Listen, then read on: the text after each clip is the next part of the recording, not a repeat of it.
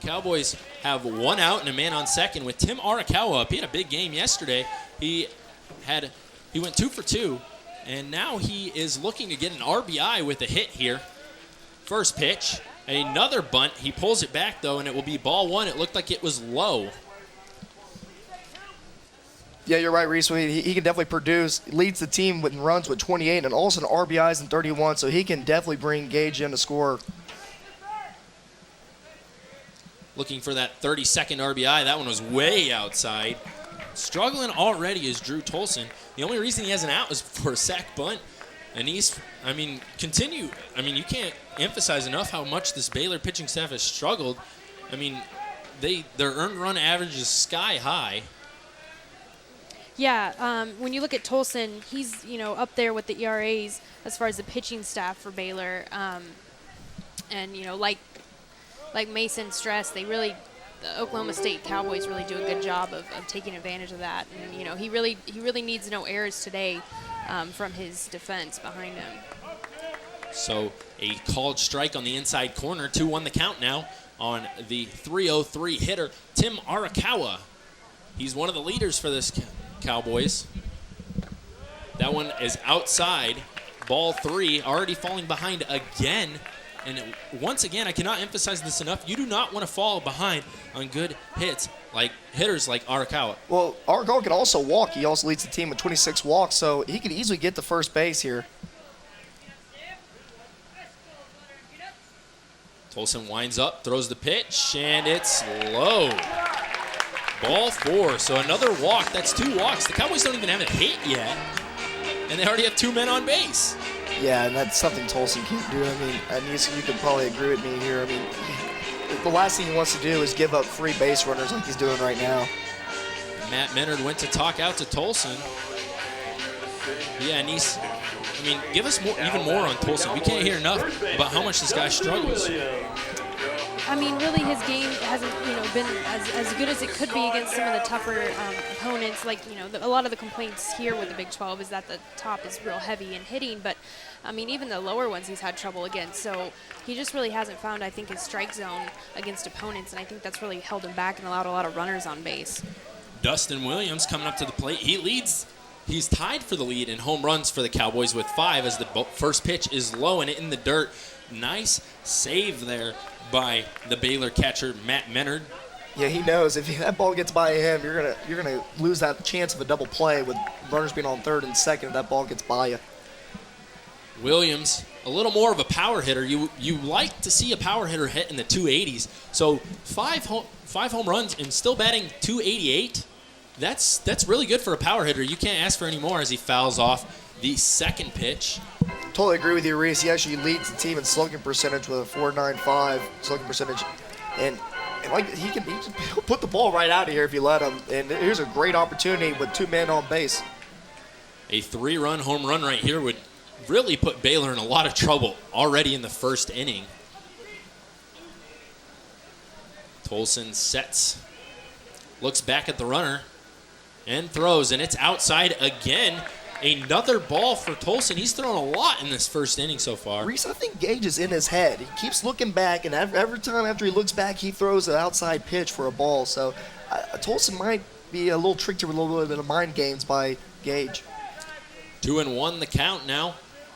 Tolson really could use a strike to stay at least even in the count, but he throws a ball in the dirt. Nice save there again by the Baylor catcher. That's Matt Menard down there controlling home plate for Baylor. All his hard work might mean nothing, though, if it's another walk. 3-1 the count, behind the count, and another example of where you don't want to fall behind. Williams can crush the ball if you throw it right down the middle, so you got to be careful and still paint the corners, even though it's not as much of an average hitter. More of a power hitter, even though he's still batting .288. Oh, he definitely has started a DH in 14 games last year, so he's definitely meant to hit the ball. Nice pickoff attempt. Almost got him, but the throw was a little off, and Gage Green makes it back to second base. Yeah, I bet you Tolson really wanted that Gage out there at second. I mean, he just keeps looking him down, and I really think it's in his head right now. It's caused him, like I said before, to miss his spots. Clearly safe on the replay, but you still got to be careful. Next pitch up, and it's a high fly ball to right field and caught. Good play by Gage. Good smart base running by Gage, getting to third base on the tag up. Got runners at the corner now. Baylor still can't get that double play to get out of this inning, so OSU needs to definitely get this ball out in the outfield and get in a run. Maybe even a sacrifice fly will work. That is Este out there in right field who stepped in with a bit of a defensive change before the game. Yeah, threw a curveball on us. We thought we had the lineup right, and then sure enough, about 10 to 15 minutes before first pitch, we got a change already. Coming up now is Corey Hassel, your player to look out for. Maybe this is his chance to get an RBI, or even a home run for that matter. We know he has some pop due to that home run versus Texas here, that 18-inning game. Everybody could not be happier. I wonder if Texas fans were even happy about that one. But they came in at like 1:30 in the morning, too? Something like that. I know someone who drove all the way to Oklahoma City, worked an event, and got back in time for the end of the game. Oh, gosh.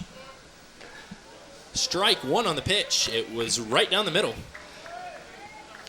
0-1 the count. He's finally ahead. Yeah, I think Stillwater's curfew was bumped up a few hours that night for the people that still watched the end of that game. Curfew? What curfew? Second pitch. Tipped. Foul tipped. And strike two. Nice crowd coming in now. It didn't look like there was going to be too much of a fan turnout at the beginning of this game with the rain delay, but they're showing up. Well, thanks to our crew. They said there's a long line of people that are still coming in, so we might have a good crowd here today. Yesterday, there was about 4,000 people, standing room only yesterday at the ballpark. Second pitch, ground ball to shortstop, picked up, thrown, and a little off. It's safe. A run will score. What a play. Way to avoid that tag there by Corey Hassel. He'll get on base. A wild throw. I'm sure that'll be an error. 1-0 is the score now for Tolson. It makes it harder for him to trust his fielder, so you try to make the perfect pitch, and honestly, the perfect pitch is usually inevitably going to be a ball when you try to paint those corners so well. Like the coaches tell you, just go out and pitch, have a good time, do your thing.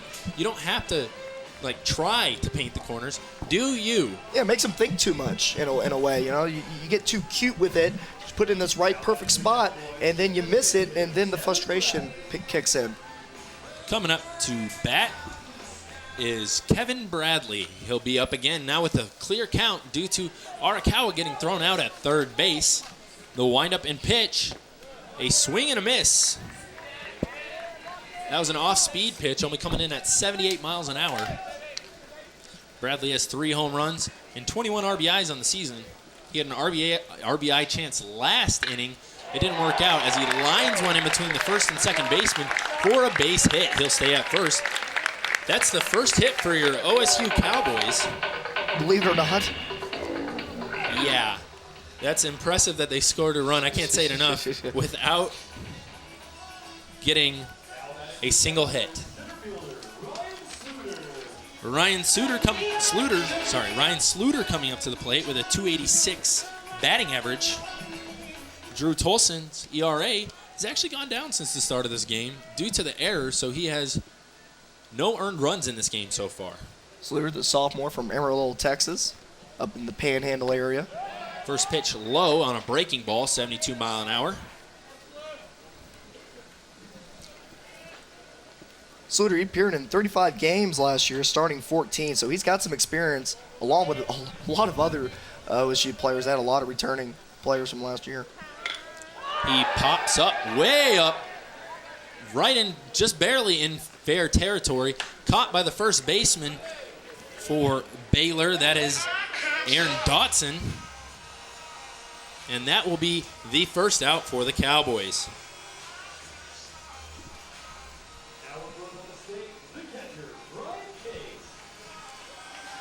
Brian Case coming up. Something I've studied on him is he's a home run hitter.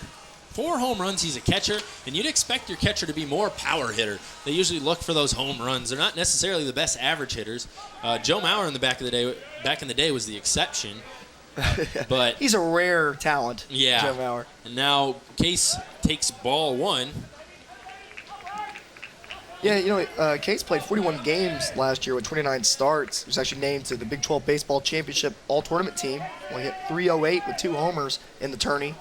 So he knows how to produce in pressured situations. Pick off. Not close. Safe on the slide back to first. So still only 1 out, a 1-0 count. Anise, what can you tell us about this Baylor defense? I mean, obviously we talked about it earlier. It's been a bit of a struggle for them as ball 2 comes in low. They commit a lot of errors, and how can the pitcher trust them? Yeah, they have 27 errors on the season, which is quite a bit in contrast to Oklahoma State's 9.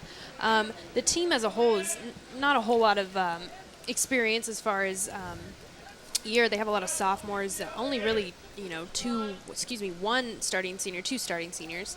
I missed that one there at the top. So they don't have a lot of experience out on the field, and I think that, is the difference you see in between them and Oklahoma State. There's quite a few more upperclassmen in that case.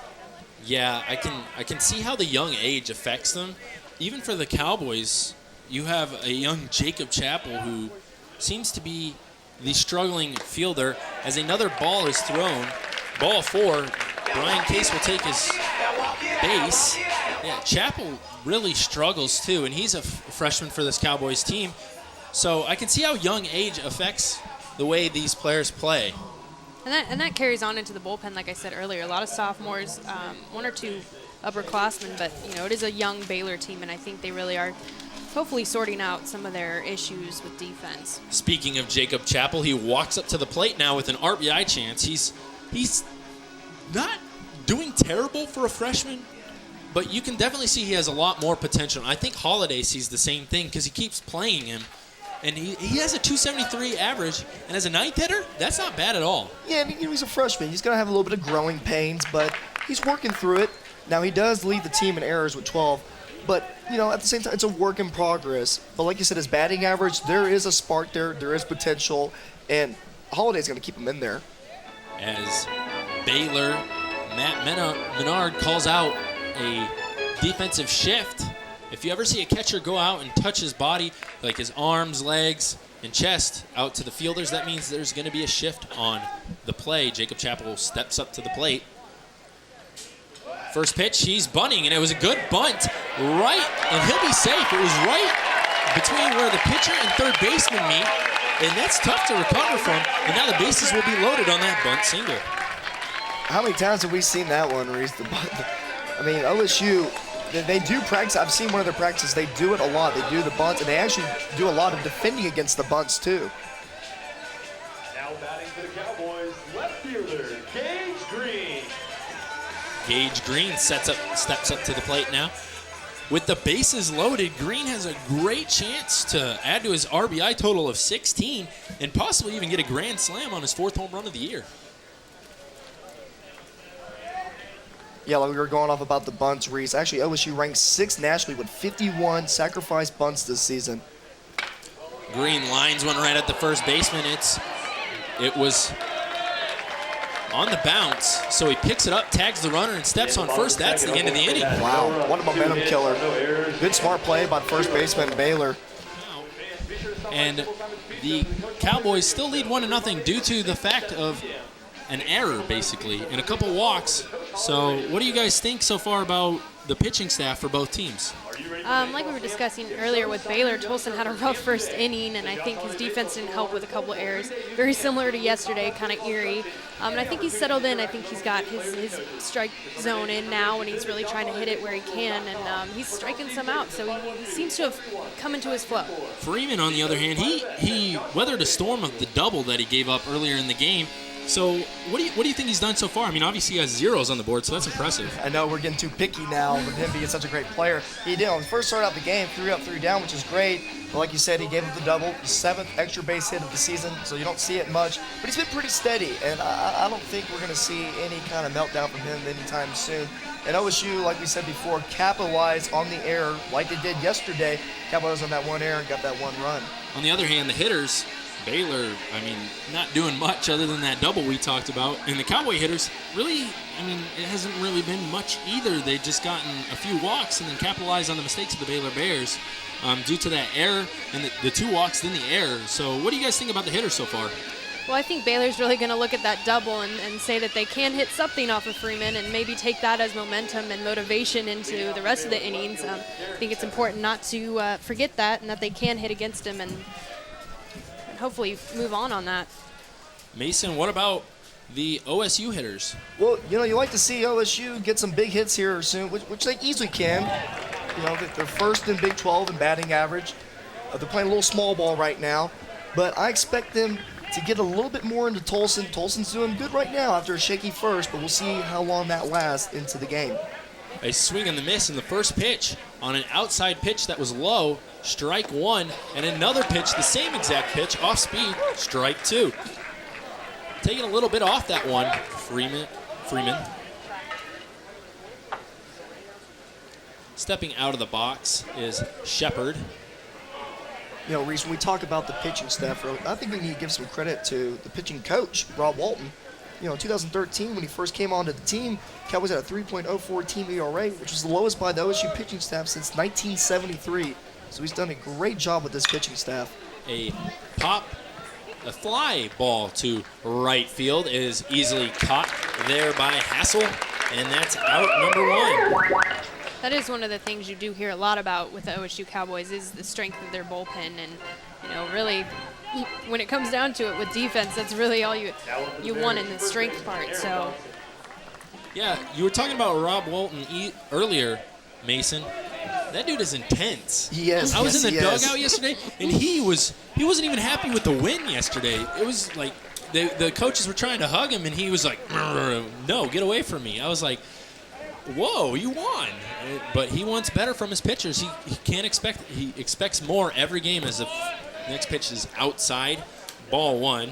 I'm glad you mentioned that, Reese, because, like I said, I've attended practice before, and he's very vocal. When Rob Walton is talking to you. Got a lot of energy, and keeps the team on its toes, that's for sure. A swing and a miss, strike 2. And of course, is Donnie Walton's dad, by the way. So, how do you feel about that, Donnie? Oh, yeah, that's my dad that's getting on to everybody right now. I apologize in advance. But he's had to do that a couple times. Yeah, Walton, I can't believe how much of a perfectionist he is, but I guess you got to expect that out of coaches because you want your players to be perfect. But one thing I did notice in the dugout is the players and the coaches are very supportive. Even though they may be harsh, they're very supportive. They're willing to always cheer on. Holiday was in there as this ball is fouled and hit Case's glove out. So the foul ball, 2-2. Holiday's over there yelling, "Come on, guys, cheer your pitcher on. Cheer on John Perrin" yesterday. Because every time he got in a situation, he was telling them to get louder, cheer for him. Holiday's a big team guy, so that doesn't surprise me. Swing and a miss, but the catcher, Brian Case, could not handle it, and it'll be a drop third strike and on base. That's the second time in 2 days that's happened, surprisingly. That happened yesterday, too. Going back to what you said, Mason, and, the different sports you've covered at OSU, I think by a landslide, Holiday is a fan and player favorite, for everyone. Just a very likable coach and very honest and open about his team.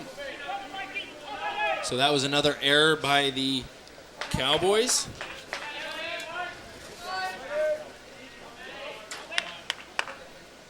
I would call that a passed ball, something you never should do as a Case. And he drops another one, but the runner holds as Menard is at bat. Well, when Holiday got to OSU, before he even started one game as a manager, he was already ranked as the top manager under 40. I mean, that's just impressive in itself, coming as an assistant from Vanderbilt, coming over here and already being the top-ranked manager under the age of 40. I got to believe him and Gundy believe the same thing as a swing and a miss on the second pitch, that this is their Yankee job. I mean, yes, Holiday, they're from this area. His brother is a star player for the Cardinals. Yeah, you might have heard of him, Matt Holiday. Yeah. Maybe. So, I mean, this has got to be his dream job. Freeman is ready for this third pitch of this at-bat. It's ball low. Another off-speed pitch. Usually when you see balls in the dirt, they're off-speed. If a fastball goes in the dirt, the pitcher's not doing something right, and that usually ends up as a wild pitch. Well, Freeman can be aggressive against Baylor. Baylor, they only have 2 players that are topping out at 2 home runs each. If you're Freeman, you can go in that strike zone and throw some hard fastballs and challenge the hitters and get away with it. Definitely, but you also got to be careful because you only have a 1-run lead. You do. But it's still early, and the Cowboys, they're known for coming from behind. They have 10 come-from-behind wins on the season, yesterday being one of them. And the year before, they were known for the same exact thing as a ball high is called, 3-1 the count. Yeah, they did it to reach that big milestone yesterday, 2,500 wins. I know, that was impressive. We talked about that. Actually, we haven't. 2,500 wins, that's a lot. That's only the 18th team to do that in NCAA history. Yes, and second fastest time of doing it, OSU. First would be Florida State. They did it in 68 games. 68 years? Oh, yeah, years, sorry. Yeah, they did it in games. I think it's quite impressive, but yes, They years. managed to. Thank you. For a second there, I was like, what? Yeah. But you're all right. I was making sure you were awake. Yeah. But yes, Florida State with 68 years being the fastest team to accomplish that feat of 2,500 wins. Just really goes to show the strength of the program, not only now under Josh Holiday, but in previous years at OSU. A strike 2 is called on the outside corner. 3-2 full count, 1 out, man on first. Freeman on the mound. In the box, Menard. Another pickoff attempt. He's done at least 3 or 4 of those in this at-bat alone. Reese looks like the fans have completely crowded the lower bowl. Definitely. It's perfect weather. I'm surprised more people haven't come out yet, but... Well, they did come out yesterday, that's for sure. Coming Yeah. out of that spring game, going over here. Standing room only at one point. And another ball outside. So there's 2 men on, 1 out for the Baylor Bears as Este walks up to the plate. And this is the one guy you have to worry about home runs about. One of them. 2, actually. Now batting for the Bears, right fielder. Yeah, but this Cameron park, Este. only reaching 398. It can favor some home runs. Freeman's got to know that, but Freeman at the same time has only given up 2 this whole year. With that green backdrop in the background. A lot of people don't know what those are for, surprisingly, but hitters do not like to hit into normal backgrounds. So usually they have something green or black where the hitter looks out to so they can see the ball. Yeah, it's hard to pick up if it's just a general background. A swinging strike on the first pitch. Usually, like, for instance, at the Texas Rangers ballpark, they have grass there. Yep.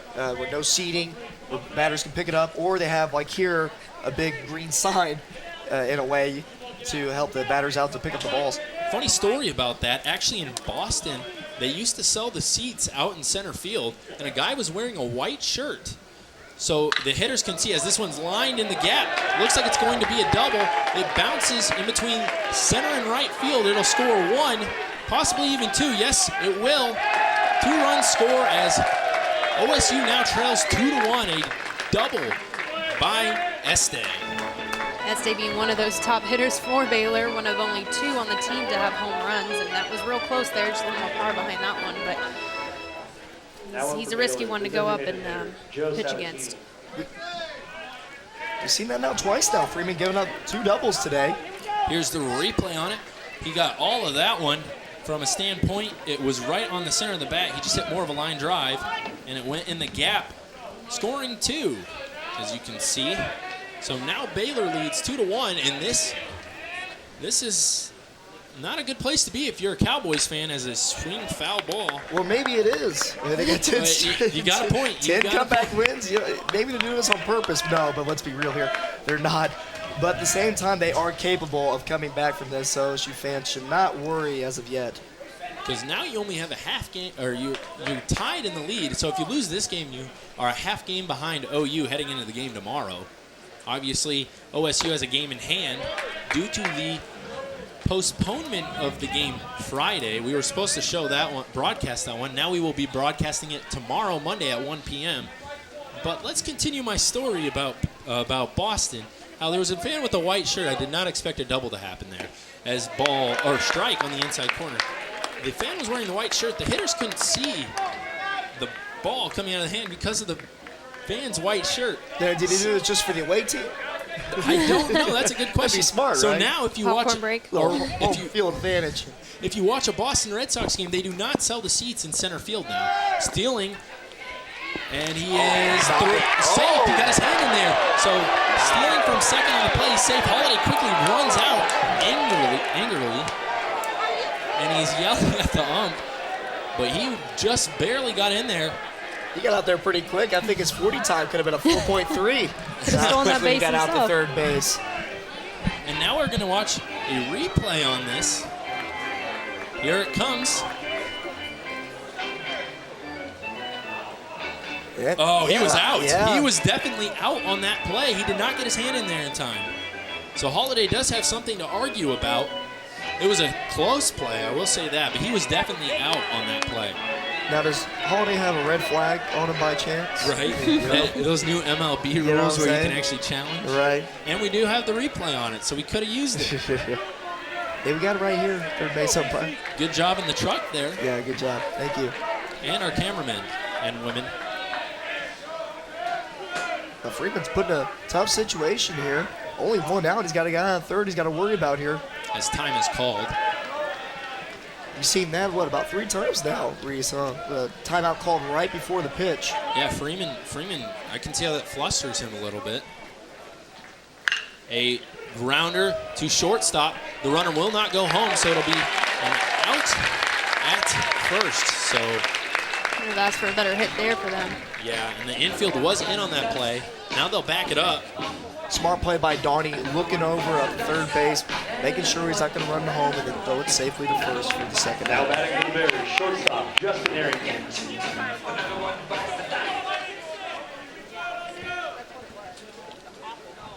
So Justin Arrington up the bat. Freeman has the matchup right here, the lefty-lefty matchup. Definitely. Lefty-lefty.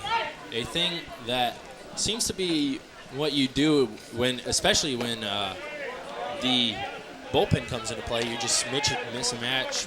Each player try to get the hitters so that they don't have an advantage. Well, you see that a lot more in the MLB playoffs. It's almost like a chess match once the 6th inning begins. You got guys coming in just to take out one batter. Definitely. Second pitch is a strike, so the count is 1-1. Freeman struggling a little bit for himself. Usually he doesn't give up more than a run or two a game, so he'll have to hold this runner at third to maintain that pace. Second pitch is a called, or third pitch is a called strike, so 1-2 is the count now. We're in the top of the 4th inning. 2-1 is the score. Man on third. Wouldn't be surprised if Freeman just goes up high, inner corner, give a nice little high cheese action. Arrington at the plate. Or no, Sabatini, excuse me. Got him It fishing. was Arrington, and it was strike 3 on the swing and miss. Left on base. And some people might just say, why don't we finish the inning really quickly in this break? But here's the thing you got to think about. You got to get the tarp off. You got to get everyone set in the batter's box. By that time, it might be raining again. And let alone, what if OSU gets a single? It's tied at 2. So, I mean, why rush yourself, especially when we have all day today, because Baylor's coming back tomorrow afternoon for a 1 o'clock game. Now, the issue is if this rain delay pushes till late at night, if we're going to be up late, everybody's going to be up late, and then these guys got to get up early tomorrow. And for Baylor, they got to travel all the way. But obviously, safety comes first. But hopefully we get back on the air soon for the rest of the game. But we hope you stay tuned to watch the rest of this one whenever this weather turns around. The pitch, and that's on the outside corner, strike 1. 0-1 the count. Petrino, a 318 hitter, can actually swing the bat pretty well. 50 pitches for Kuntz now. So he's racking up those pitches. A ball low. Hassel is really coming far off the base after the pitch is released. Testing Menard, seeing if he'll throw it over. Yeah, Petrino's got, he's got a pretty good on-base percentage too, 442. So like you said, Reese, just get on base, don't cause an out, and get this rally going with only 1 out, so you're not pressured with that 2-out situation. And there's your pickoff attempt because of what Hassel was doing on the last pitch. So 1-1 the count, 1 out, and a man on first. Yeah, Hassel's not the biggest stealer. I mean, he's had 8 attempts, 5 of 8. So, he's okay, okay at stealing, but I don't know if they'll do it here. It's a little risky. A swing, foul ball, straight back, strike 2. 1-2 the count.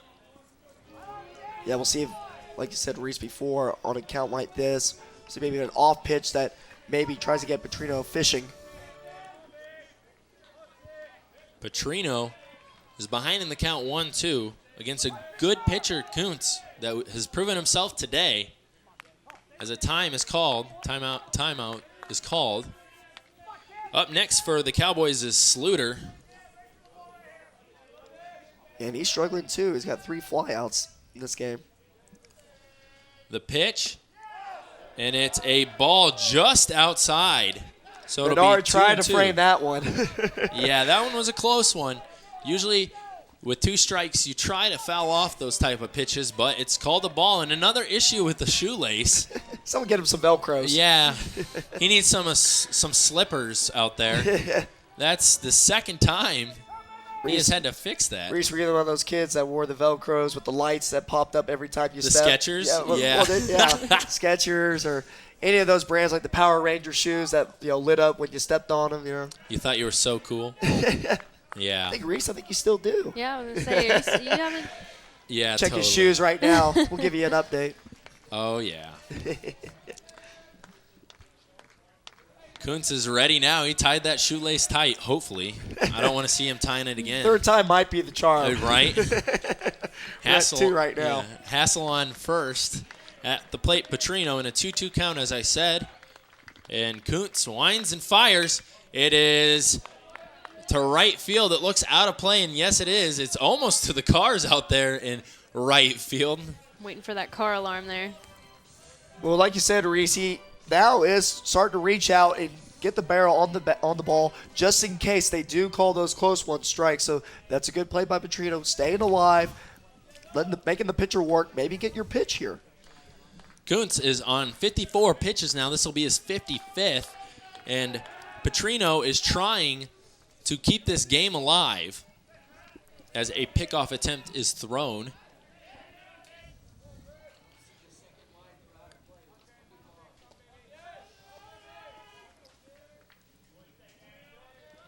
Petrino waits for the pitch.